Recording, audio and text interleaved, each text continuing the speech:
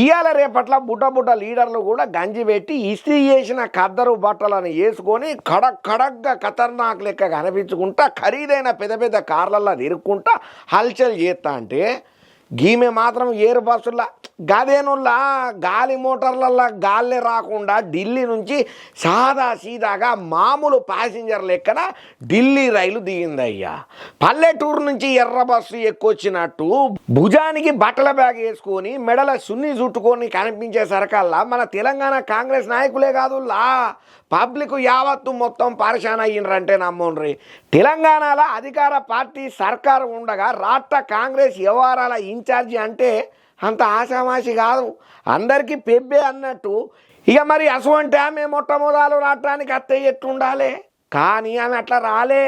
అచ్చం పల్లె నుంచి పట్నం వచ్చిన మామూలు మహిళ లెక్క కనబడేటాలకు అందరూ అవాక్కయ్యిండ్రంటే నమ్ముండ్రి. రైల్ స్టేషన్కు పోయి ఆమెను దోల్కరానికే పోయినటువంటి మన తెలంగాణ కాంగ్రెస్ చీఫ్ మహేష్ అన్నతో పాటు లీడర్లు కూడా షాక్ అయినరట. స్టేషన్ల దిగుడుతోనే ఇంకో షాక్ ఇచ్చిందట. పూల బుకేలతోని స్వాగతం చెప్పనీకే పోతే ఇటువంటి నాకు నచ్చవు అని గట్టిగానే వాదన పెట్టుకున్నదట. నాకు ఆడంబరాలంటే అసలుకే ఇష్టం ఉండదని చెప్పి మోహం మీద చెప్పేటాలకల్లా మనోళ్ళ ముఖంలల్లా రక్తం ఇంకిపోయింది అనుకోండి. ఇక ఎవరన్నా ఢిల్లీ నుంచి పార్టీ పెద్దలు మన రాష్ట్రానికి అత్తనైతే ఇక చూడతరమా, అబ్బో అడుగడుగున అడావిడి చేసే మనోళ్ళు ఫ్లెక్సులు, బ్యానర్లు, డప్పులు, దరువులు, మైకుల మూతలు, బ్యాండు మేళాలు, బాజా భజంత్రీలు, పూలదండలు, బాణసంచాలు, కాల్చుళ్ళు, అబ్బో టపాకులు పేల్చుడు చూస్తేనైతే మామూలుగా ఉండదు కదా ఈ అడావిడి లొల్లి పంచాయతీ అంతా. ఇక మేళ తాళాలతోని మంది మార్బలాలతోని భారీగా ఊరేగింపులు, డ్యాన్సులు మస్తుగా ధూమ్ధామ్ చేసే మనోళ్ళకి ఆమె తరిక చూసి అసలే సమాజ్ కాలేదట. అయితే ఆమె కట్టుబొట్టు చూసి మనోళ్ళు ఎంత కంగారు పడిపోయినరో ఆమె ఇచ్చిన షాక్లను ఇప్పుడు కోమాలకు పోయినట్టుగా కూడా ఫీల్ అవుతున్నారట. ఆమె ఉండు ఎంత సింపులో ఆమె చేసే పనులు చూస్తే మాత్రం కళ్ళు బైర్లు కమ్ముతున్నాయట. మనిషి చూస్తేనేమో ఎడ్డెడ్గానే కనబడుతున్నది, కానీ మాటలు మాత్రం బుల్లెట్ల లెక్కన తగులుతున్నాయట. అరే ఎప్పుడు వచ్చినామన్నది కాదన్నా, బుల్లెట్ దిగిందా లేదా అన్నదే ముఖ్యం అన్నట్టుగా పార్టీ కోసం పని చేసిన వాళ్ళకే పదవులు, పేదలకు న్యాయం చేసుడే మన కనీస ధర్మం అని ఒక్కొక్క మాట చెప్తా అంటే ఇన్నోళ్లకు గుండెలు జారినంత పని అవుతున్నదట.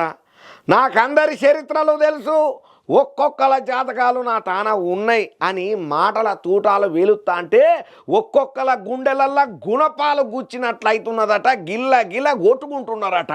సరే ఇంతకీ ఆమె ఎవరు, ఈ పాలకే మీకు ఎరికేందా లేదా?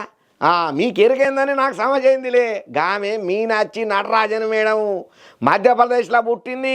వెనకటి నుంచి కాంగ్రెస్ పార్టీలనే ఉండే. ఇక ఇప్పుడు కాంగ్రెస్ ఢిల్లీ పెద్దలు తెలంగాణకు పంపిన పార్టీ వ్యవహారాల ఇన్ఛార్జు. ఇక రైల్ స్టేషన్ నుంచి ఆమె స్టార్ హోటల్కు పోలే, లేక్ వ్యూ గెస్ట్ హౌస్కు పోయింది. అది కూడా ఆమెనే ఆన్లైన్లో సొంత పైసలు కట్టి బుక్ చేసుకున్నదట. ఎవరి అంటూ సొంటూ నాకు అద్దు, నన్ను ఇట్లనే నా లెక్కనే ఉండనియుండ్రి. బొకేలు, దండాలు, సన్మానాలు, ఆడంబరాలు అన్నీ బంద్ పెట్టుకోండి. మీరు మొదలు కాంగ్రెస్ పార్టీ కోసం మాత్రమే మీరు పని చేయండి, ఆ తీరుగానే కష్టపడుండ్రి, పార్టీని మీరు కాపాడుండ్రి అనుకుంటా నచ్చజెప్పి అందరినీ రిటర్న్ పంపించిందటయ్యా. అరే రైలు అచ్చుడే పెద్ద శాఖ ఏంద్రా నాయన అనుకుంటే ఆమె లేక్ వ్యూ గెస్ట్ హౌస్కు ఓడి ఇంకొక శాఖు.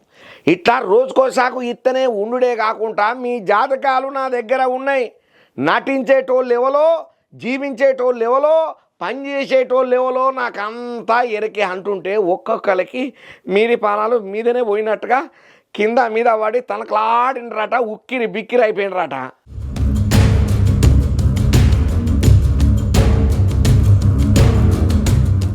ఆమె పేరు మీనాక్షి, ఇంటి పేరు నటరాజన్.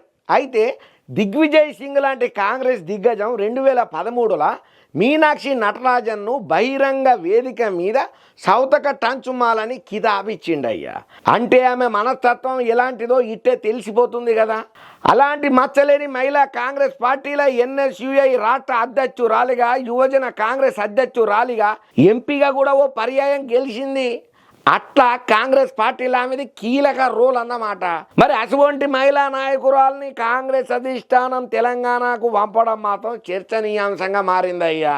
ఇక సాదాసీదా వ్యవహారం మీద మాత్రం ఇప్పుడు అందరూ ఆసక్తిగా చర్చించుకుంటున్నారయ్యా. అయితే ఆమె చేతులు మాత్రం అంటే ప్రాక్టికల్గా ఉంటున్నాయట.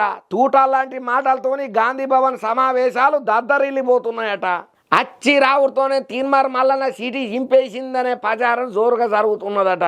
ఇక అలాంటి మరికొందరి సీటీలు కూడా చిరిగిపోతాయనే సంకేతాలు కూడా ఇచ్చిందట. ఇన్నాళ్ళు ఒక లెక్క, ఇప్పటి నుంచి మరో లెక్క అంటోందట. మొదటి నుంచి పార్టీని అంటిపెట్టుకొని ఉన్నవారు మొదటి కేటగిరీ, ఎలక్షన్ల ముందు పార్టీలోకి వచ్చిన వారు రెండో కేటగిరీ, ఇక ఎలక్షన్లు అయిపోయినా పార్టీలో జాయిన్ అయిన వారు మూడో కేటగిరీ అని తేల్చారట. ఇక కాంగ్రెస్ పార్టీలో మొదటి నుంచి కష్టపడ్డ వారికే నామినేటెడ్ పదవులు వరిస్తాయని చెప్పి ఇక నుంచి నిజంగా కష్టపడండి, నటించడం మానుకోండి అని గట్టిగా హితవు చెప్పి పంపుతున్నదట. కాంగ్రెస్ పార్టీ చేపట్టిన కుల గణన, ఎస్సీ వర్గీకరణ అంశాలను పబ్లిక్లకు తీసుకుపోనీకే పార్టీల సీనియర్ నాయకులు కూడా విఫలమయ్యిండ్రని, అలాంటి వారిని ఉపేక్షించబోమని కూడా తెగేసి చెప్పిందట. ఇక ఇన్నాళ్ళుగా పార్టీలో ఉన్న సీనియర్లు టీపీసీసీ అధ్యక్షుడు మహేష్ కుమార్నో లేక ముఖ్యమంత్రి రేవంత్ రెడ్డినో ప్రసన్నం చేసుకుంటే చాలు, ఏదో పదవి కొట్టేయొచ్చు అని ఆశలు పెట్టుకుని వారి చుట్టూ ప్రదక్షిణలు చేసిన వారు ఇప్పుడు ఆత్మరక్షణలో పడ్డారట.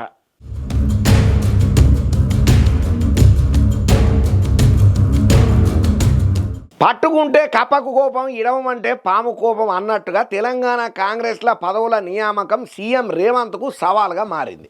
ఇటు అమాత్య పదవులు, అటు నామినేటెడ్ పదవులు ఉన్నాయే కొన్ని, కానీ నాయకులే చాలా మంది అవుడుతోని ఏడాది పూర్తయి మరో 3 ఏళ్ళు గడిచినా కొలిక్కి దేవడం మాత్రం కష్టమయ్యిందట. అందుకే ఎన్ని పర్యాయాలు ఢిల్లీకి పోయినా సుతం ఈ లెక్కలు తేల్చుడు ఈలైతలేదట. అటు కాంగ్రెస్ అధిష్టానానికి, ఇటు రాష్ట్ర నాయకత్వానికి కూడా సిక్కుముడిగానే తయారైందట. ఓవైపు పార్టీ నాయకుల అసంతృప్తి, మరోవైపు తెలంగాణలో ఎన్నికల సందడి పెరుగుతున్న సందర్భంలో పార్టీ కోసం పనిచేసిన వారికి పదవులు ఇస్తే మరింతగా పార్టీ బలోపేతానికి పనిచేసే అవకాశం ఉంటుంది. కనుక నొప్పించక తానొప్పక రేవంత్ ఓవర్ టు ఢిల్లీ అని చెప్పి దాటేసిండ్రు ఇన్ని రోజులు. ఇక కాంగ్రెస్ అధిష్టానం కూడా తెలంగాణ కాంగ్రెస్ నాయకుల్లో ఢిల్లీ నాయకత్వం పట్ల నారాజు కావద్దని, ఎవరు అసంతృప్తి చెందకుండా మీనాక్షి నటరాజన్ను తెలంగాణ రాష్ట్ర కాంగ్రెస్ వ్యవహారాల ఇన్ఛార్జిగా నియమించారని తెలుస్తున్నది. ఇక రాష్ట్రంలో అధికారంలో కాంగ్రెస్ ప్రభుత్వంపై కూడా ప్రజల్లో రోజు రోజుకు వ్యతిరేకత పెరుగుతుండటం కూడా కాంగ్రెస్ అధిష్టానం దృష్టికి వెళ్ళినట్టుగా తెలుస్తున్నది. ప్రజల్లో కాంగ్రెస్పై పెరుగుతున్న వ్యతిరేకతను తమ ఖాతాలో వేసుకునేందుకు బీఆర్ఎస్, బీజేపీలు తీవ్రంగా శ్రమిస్తున్నాయి. దీంతో అగ్నికి ఆజ్యం పోసినట్లుగా ప్రజల వ్యతిరేకతకు ప్రతిపక్షాలు కూడా తోడవటంతో ముందు నుయ్యి వెనక గొయ్యన్న సందంగా తయారైంది రాష్ట్ర కాంగ్రెస్ పరిస్థితి. అటు ప్రజలు, ఇటు ప్రతిపక్షాల నడమ రేవంత్ సర్కారు కాస్త కలవరపడుతున్నది.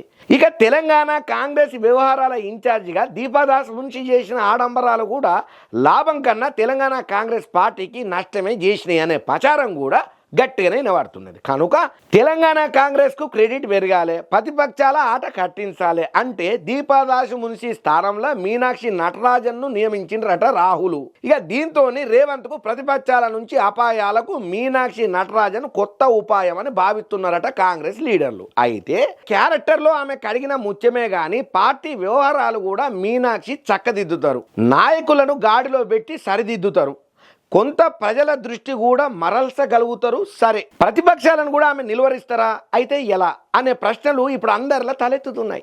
ఇక ఆ బాధ్యత కూడా ఆమె తీసుకుంటారా? ఒక మహిళగా కాంగ్రెస్ ఇచ్చిన 6 గ్యారంటీలలో మహిళలకు ఇచ్చిన హామీలపై ఆమె తెలంగాణ మహిళలను ఎలా సమన్వయం చేస్తారు, అందులో ఏ మేరకు సఫలం కాగలుగుతారు అనేది కూడా వేచి చూడాలి.